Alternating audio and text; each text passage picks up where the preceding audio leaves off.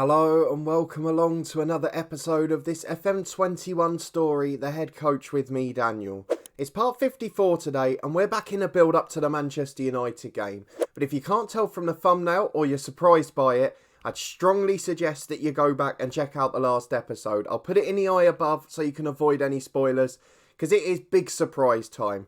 Not what's come about, but the way it's come about, how it's happened. It looks like the meteoric rise is set to continue. I've been asking you to get your thoughts in, but today I've made my decision and we will be taking a choice to either leave Derby County or to stay and try and complete the job with them. So if you're looking forward to that, please do put a thumbs up on the video. Subscribe down below for daily FM21 content from 2 long-term stories. You can catch up with the Banger City save, which is flying in the eye above, as well as the live stream series and the podcast channel, which is full of championship content. But a massive thank you for your continued support as we potentially have job 6 of this save. Of course, you've been getting your views in the comments of the last video, and now I've got to make my decision. And remembering at all times, this must be a realistic save and this must be sensible. We have to do the right thing. It's not just about thinking Derby are in form, so we're going to stay here, or this team's not doing great, so we're not going to go there. We've got to take the bigger picture into account. What I will very quickly do though, before I make my decision, is just show you the 2 games we played off camera. And it was the weird scheduling issue where we had 2 games in 2 days. We won 1-0 at home to Salford with a reserve side. So Arvin Appiah played up front. You can see some of the youngsters in there. Greenidge, Akinyemi started. Rare starts for Jesus Medina on the transfer list. Lobban, the goalkeeper, made his first league start. So a very young side, but a good result. And then a 0-0 draw against promotion rivals Cardiff. They did well with 10 men for the last 20. Jacob Hall's knock didn't help. And of course, we didn't have those subs with that quality. Ryan Connor, another young academy player who made an appearance off the bench, as most of the usual backups were knackered from the day before. But it's an okay result. We stayed unbeaten. And actually, we've gone 3 whole months. So if we are to leave today, what a way we're doing it. Top of the championship, a proper turnaround after taking over in 20th.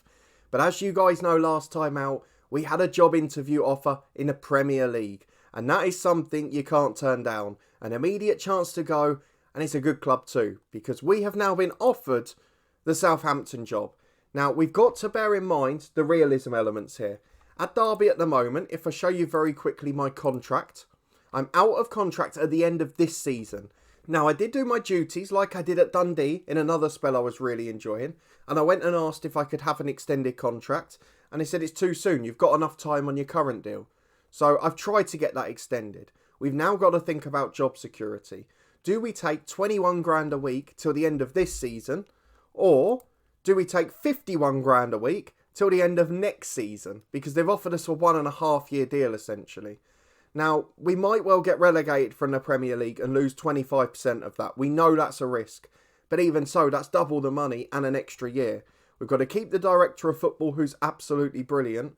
We've got to try and meet expectations in the Cups, which is a worry, because they've got Liverpool in the 3rd round of the FA Cup. But all the club vision items meet with the way we want to play.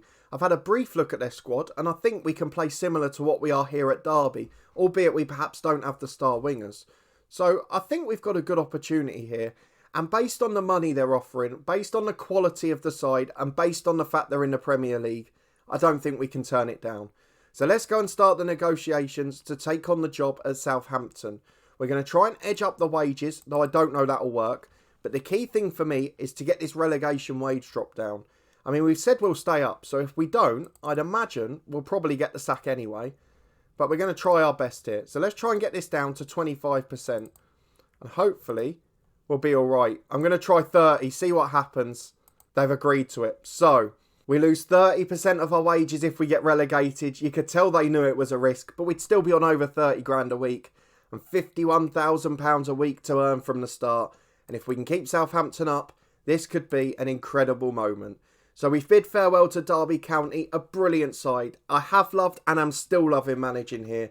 But the Premier League is calling. We can't turn it down. If we go and have a look at Southampton, 18th in the Premier League after multiple mid-table finishes. And by the way, can I just point out, their key player, Ant Fontwell, he is a wonder kid. A 20-year-old English international, absolutely sublime. And I just feel like we've got some real quality. If we can make it work, James Ward-Prowse still there as skipper. Damien Duff's caretaker manager. You presume he'll be part of my coaching team. But what a fantastic opportunity. We are off to Southampton. 6 points from Premier League safety. A lot of work to do. With half the season to go, we could still be a hero. Let's go and take the job. We'll be back in a moment for our first day. Here we go then. Derby have been paid nearly £1 million for us, so Southampton must have wanted us. We were picked above Brendan Rodgers, who also had an interview, according to the media. We've got experience at the likes of Hibs and Derby. We most famously lifted the Scottish Cup with Dundee in 2023. And they're 5 games without a win. They're right down there, but they have drawn 3 of their last 5, so they are capable of getting results. One of the things I noticed when I came for the interview and in the build-up was the fact that they're playing a back 3 at the moment. And that's something that I don't think suits them at all. They've only got one right-footed centre-half at the club. Their full-backs aren't really natural wing-backs, particularly on the left-hand side. So I think we might be going more for what Derby do, and I think we can get them out of trouble. Based on their squad, they're not expected to be down there. There's definitely some holes in the squad, which we'll meet in a moment. But what we have got is exceptional facilities and very good staff. So St Mary's Stadium, over 32,000 capacity, is very similar to Pride Park in size and in age in truth. Staplewood campus, state-of-the-art training, state-of-the-art youth, exceptional recruitment. So if we can get ourselves up the league this season, this is a side we could potentially take to Europe and maybe get a massive offer afterwards. But staying up this season has to be the key. We met Matt Crocker in the last episode when we went for the interview. They want to keep him in place and he is an exceptional director of football. Damien Duff is our assistant, in fact, so we're really looking forward to working with him. He's got good attributes, 100 caps for Ireland, also part of their coaching team as well. So we're looking forward to working with him. A real good base to work with there. If we go and have a look at the next one, they're recommending a 4-3-3, unless that's just because that's the tactic we were using. But some really good recognisable names in there. So Tsimikas, the left back, he's at Liverpool in real life. Djenepo's still there, Ward-Prowse, Walker-Peters. They've got some good centre-halves, but they're nearly all left-footed. Eric Poulger, I'm pretty sure he used to be a wonder kid. And Travis from Blackburn in the middle, and the wonder kid up front. It's a very good side. It just lacks a little bit of balance in certain areas. So we'll go and look at that in a moment. But let's skip ahead to the rest of it. Our expectation is to avoid relegation and to reach the 5th round of the FA Cup. We know away to Liverpool, that's very unlikely. But staying up will keep us our job. We know that for sure. We've got to keep players coming through the youth system. Shouldn't be hard at Southampton. They've arguably got the best in the country. And then play attacking football, play entertaining football. I think we can do that easily. So let's go through to the next and see what our first day entails. We have been hired as manager of Southampton. We've got a 53% win ratio in our career because we're flying with Derby this year. And it was already 50 before that. We've got a good position to be in. We've won a league title in Scotland. We've won a cup in Scotland. But this is a real chance for us in England. I'm interested to see what their youth intake preview is as well. I'm hoping I won't be disappointed by that. And they've got some aging players, Danny Ings and Jose Perez, in the final year of their contract. I think Ings was out on loan. He's at Alaves. And Jose Perez is not as good as he once was, unfortunately. Playing time expectations we'll deal with later. A lot of young players as you'd expect. And the youth intake preview, oh dear. So there's one fullback who's considered a good prospect, one forward a good prospect, but otherwise it's saying don't expect much. But for Southampton, that could still mean there's 1 star, because they're used to having 4 or 5 a year. So we're not going to get too downhearted. We'll wait and see what March or April brings. We've got to avoid relegation, reach the 5th round of the Cup. We'll obviously agree to that. The tactical direction we'll go and sort in a moment. I'm thinking similar to Derby. You can let me know what you think once you've met the squad. And that's all it leaves us with. Let's meet the staff. Let's meet the squad. I know that's the bit you want to see. So we've met the 2 key men, the assistant and the director of football. Let's go and find the head of youth development, who is Ed Verhid. He is exceptional as well. Maybe not the best personality, but a wonderful coach, a brilliant judge of ability, and a good motivator. They know exactly what they're looking for at Southampton. And they've got some real quality doing it. I just want to see Matt Hale, the loan manager, because it's important for the young players. We've got a good one, and he is exactly that. Let's go and have a look for the chief scout as well. That's always an important one. Martin Glover, exceptional. 68, probably retiring soon, but are very good at what he does. We're happy to have him. Some of the coaches, club legend Kelvin Davis, former Luton man as well. He's a decent coach. Very poor goalkeeping coach, which is bizarre given the fact he was a very good keeper. But who are we to argue with that? Any more senior squad coaches? Let's go and find them. Fitness coach Matthew Banks, a Welshman, he's pretty good at what he does. And goalkeeping coach Andrew Sparks, he's pretty good as well. But I can't see many senior coaches there. There's a lot of spaces in that squad. So we definitely need our director of football to get busy there. We've not got a technical director, so I'd imagine that the director of football's in charge of it. I need him to fill the coaching team because we've only got 3 out of 8. And there's only one general coach. That is a massive problem. So I'm guessing the former manager Steve Cooper took a few with him. And we just need to make sure they're replaced. But of course we're not in charge of that. In this series we have no say in transfers, in contracts or in staffing. But let's go and have a look at the squad. We'll start by just seeing if there's any quality in the youth squads. So the under-23s, lots of players with big potential. I think this Sebastian Fabler, he was the one who was the best prospect at the club. He's English with a German name. He's a very good winger at 17 though. So he's someone we'll definitely be looking at for the future. In the under-18s, there's another big potential 16-year-old. Adam Brown, a left-back. Oh, he looks good. He reminds me a little bit of Luke Shaw when he first came through. So I've got a feeling he might be a star.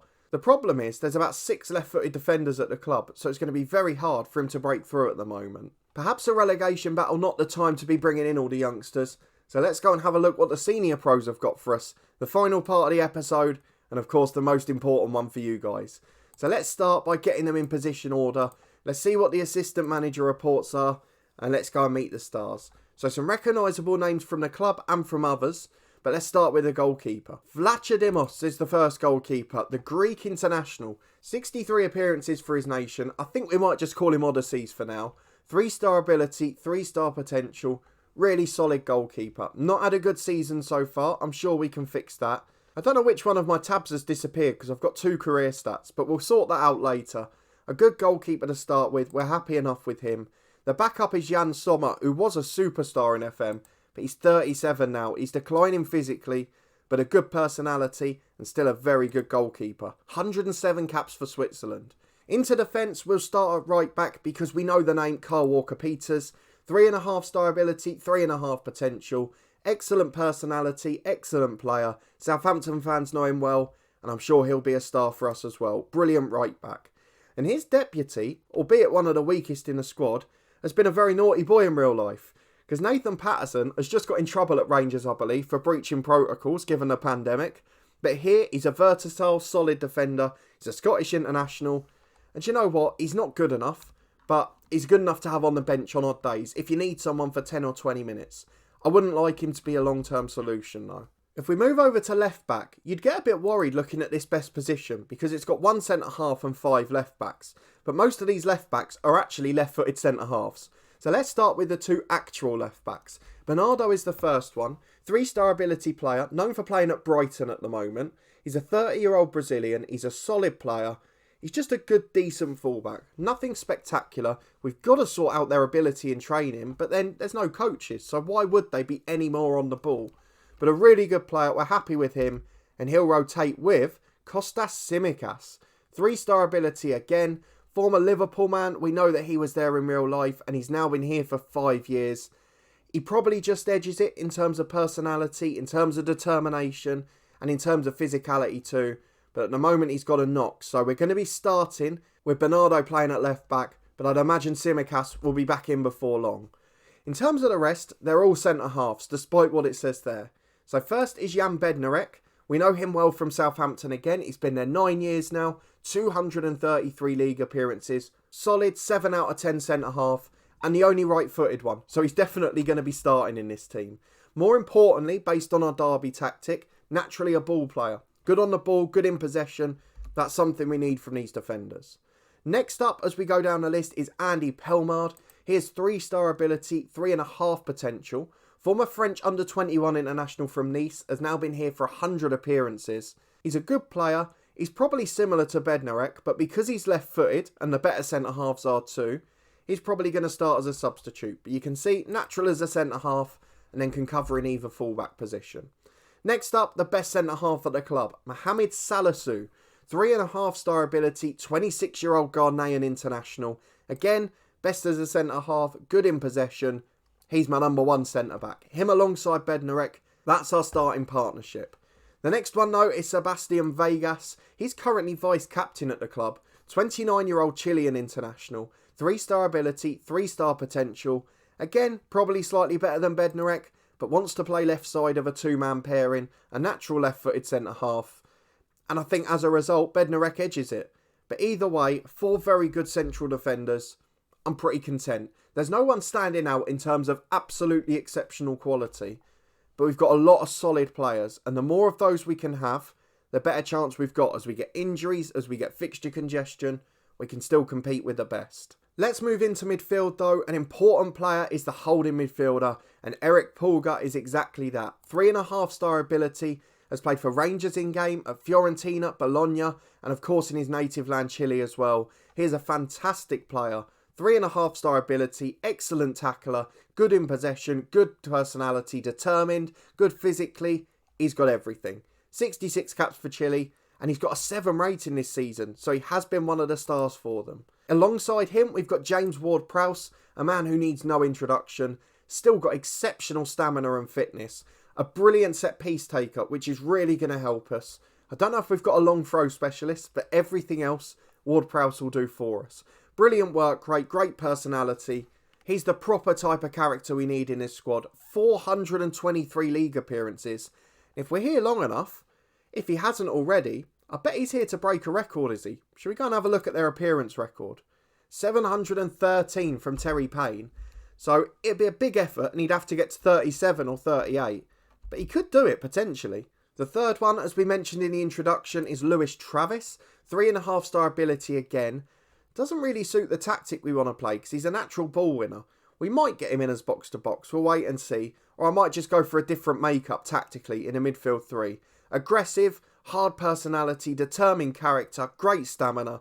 He's a defensive maestro and perhaps those personalities are exactly what we need. Alongside them, we've got Aleksandar Jankovic, 2-star ability. Really not very good, maybe even League One standard. Not as good as any of the players we had at Derby, bar possibly Jensen Weir, who was nowhere near the squad. There's another youngster, 19-year-old Ian Gilligan, 2-star ability, 4.5 potential. That's more like it. Has had a loan at Sunderland, has made sub-appearances this year. He's going to be a good player, so we're going to work on him rather than Jankovic. And that's probably the only complaint I have, is outside the starting midfield 3, there's not really any quality. And Gilligan's going to have to be the main man there. So if we're looking towards our director of football in January and hoping for some magic, that's the position we need strengthening. Let's start with the wingers though. We've got the right hand side first. Hakon Evjen, 3.5-star ability, Norwegian international. Can play naturally in centre midfield as the playmaker. So that's something that could help us later. Again left-footed, nearly 100 appearances for us after joining from AZ Alkmaar. He's a good footballer. I don't think he's going to set the world alight. We've probably been spoilt with Whittaker and Hall.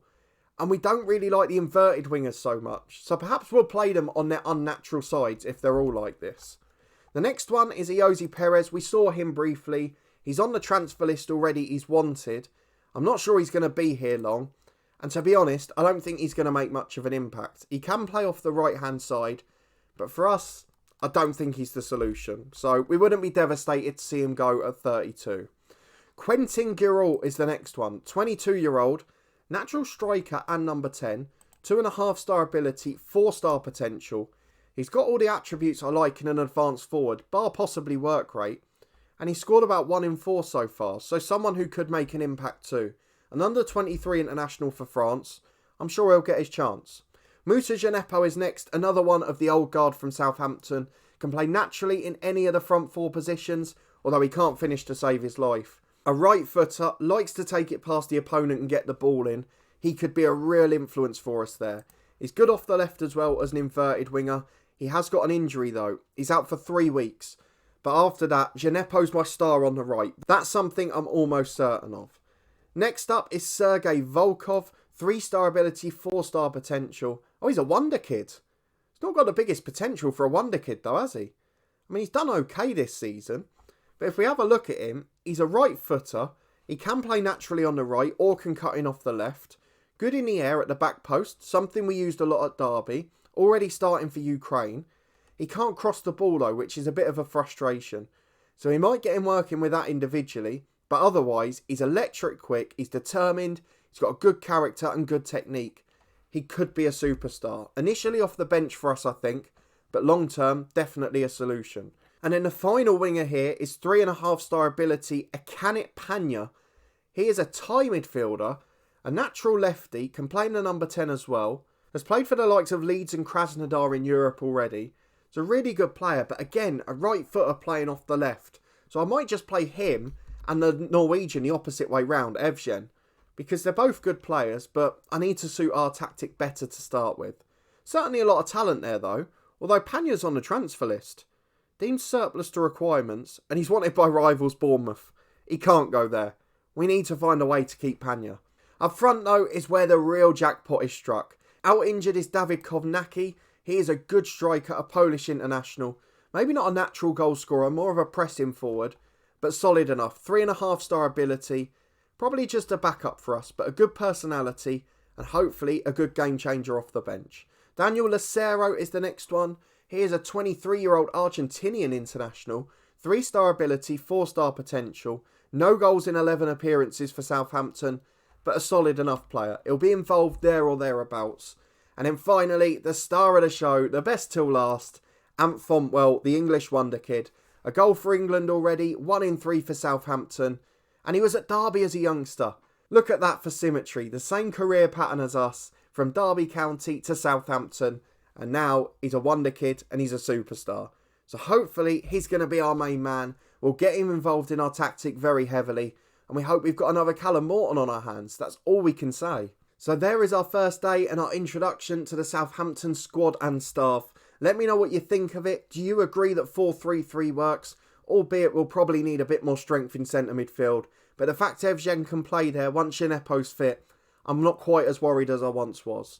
If we go and have a look at the schedule though, we will be back for our first 2 games. We head away to 10th place Wolves in the Premier League, and then the difficult task of away to Liverpool in the FA Cup 3rd round.